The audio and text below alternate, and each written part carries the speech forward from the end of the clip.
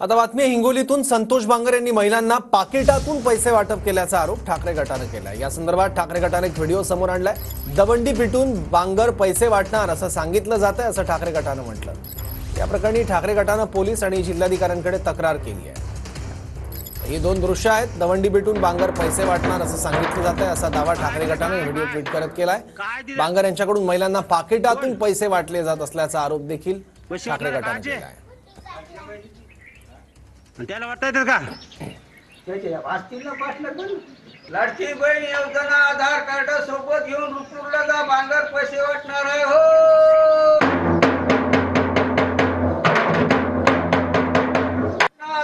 आज कळमनुरी विधानसभेमध्ये जो काळ्या पैशाचा पाऊस गद्दार आमदार करत आहे, वाटप करत आहे।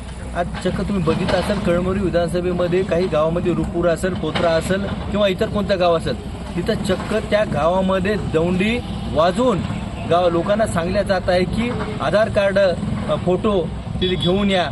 कळमनुरी विधानसभेचे गद्दार आमदार संतोष बांगर हे आपल्याला पैसे देणार आहेत, ते असं चक्क सांगून पैशाचा वाटप सुरू आहे। ते कुठेतरी थांबायला पाहिजे।